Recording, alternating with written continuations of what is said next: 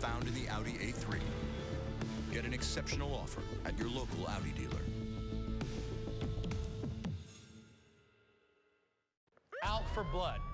Does that sound threatening? Because it is.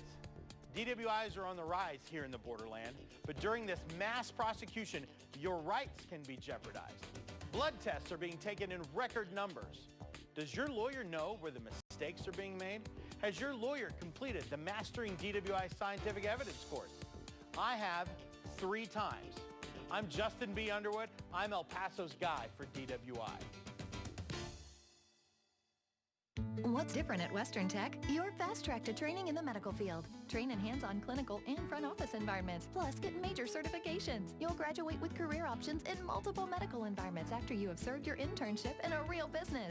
Dialysis? We've got it. X-ray? We've got it. Our X-ray training will provide you with even more career options. Shop around, because you get all of this at Western Tech. So make sure you choose the right college for your future career in the medical field. Daytime classes start May 31st.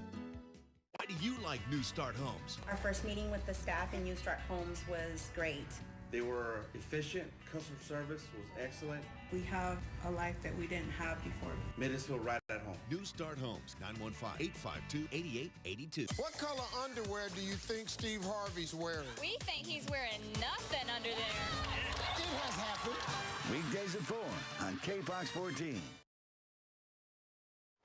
Good morning, everyone. I'm Kajal Dashti. It's Friday, May 20th. Let's check in with meteorologist Brad Montgomery for a look at our gorgeous weekend weather. Yeah, and a gorgeous morning for a start, too. A live look right now. I think we have a shot. You can see, here we go, looking down. You can see down toward downtown. Beautiful shot here. Very clear skies out there. This is up from Rim Road. Temps in the 60s.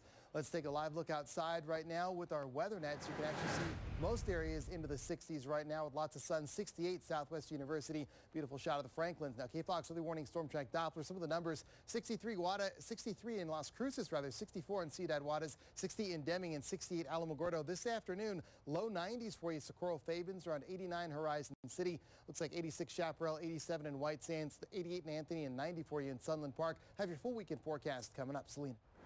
Thanks, Brad. As we make our way to at 9 o'clock, we're just less than 30 minutes away now. If you're about to head out in East El Paso, you might want to use the border highway or Montana because the delays on I-10 westbound are pretty bad right now. They should start to clear out, but we are still seeing traffic just moving at 20 to 30 miles an hour out there, all due to a crash that happened at the start of this 8 o'clock hour. Now, they were originally blocking the 2 left lanes of traffic, I-10 west at McRae, and now we can see that police were able to move them over. They are now only blocking that right-hand lane of traffic, which means there are 3 lanes open, only 1 lane closed on I-10 west at McRae, but we are still seeing kind of the domino effect of that crash. All of the backup here, I-10 at Yarborough, traffic is really crawling. You're just going to be sitting there on I-10, barely moving along. So once again, you want to use the border highway or Montana if you're about to head out in East El Paso and take I-10 west. I'm expecting this traffic to kind of start to clear out here, maybe in the next 15 to 20 minutes with them only blocking the right-hand lane.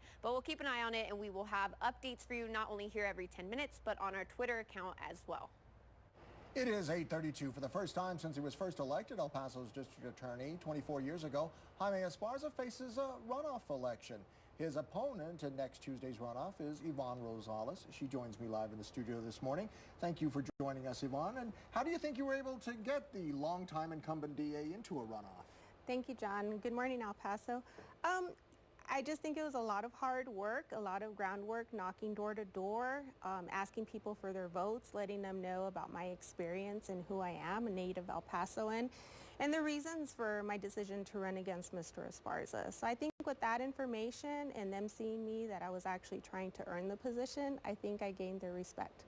And you said it's time for a change in leadership at the DA's office. What changes would you make?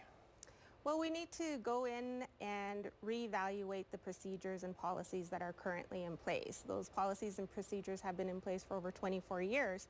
So we need to see what's working and what isn't working. Since I am a defense attorney currently and I see what's happening on a daily basis, I already have some ideas of what we need to look into. Now, some people say one thing that may be hurting Esparza in this election is the case of Daniel Villegas.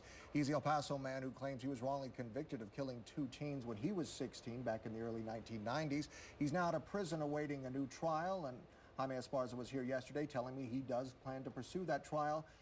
How would you handle the Daniel Villegas case? It is a high-profile case, and it is before the prosecutor's office. It is. You know, originally Mr. Esparza tried the case the first 2 times. Currently, he is not handling those proceedings. He's allowing the other assistant district attorneys within his office to handle the case for him. So that kind of tells me a little bit about it. But honestly, How so? Well, what does it tell you? Well, if he strongly believed in it the first 2 times that he tried it, I don't understand why he's backed off of personally prosecuting that case the 3rd time around.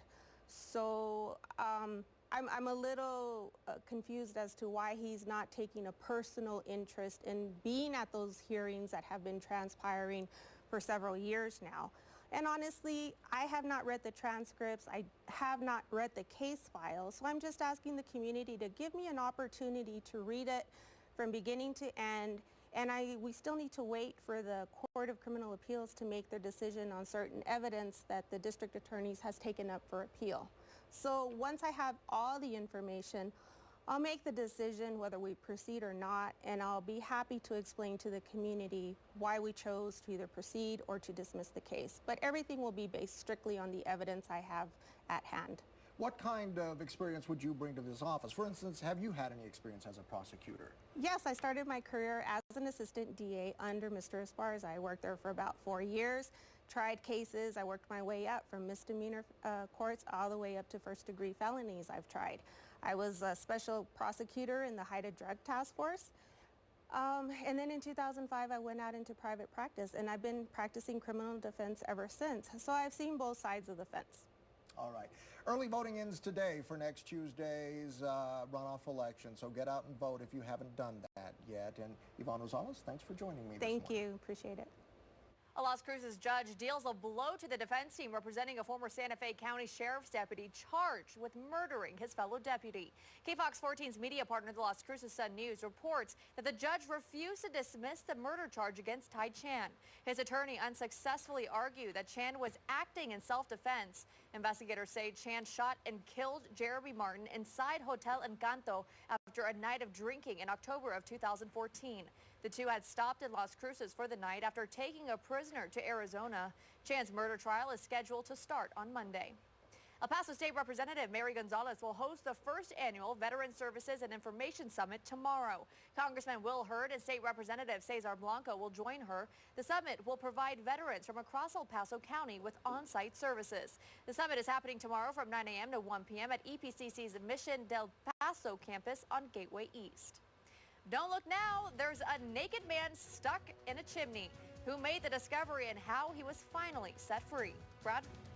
And a live look outside, 69 degrees, almost 70 now, Southwest University. We'll talk about the warmer day ahead, plus full weekend forecast. The KFOX 14 Morning News, it's coverage you can count on.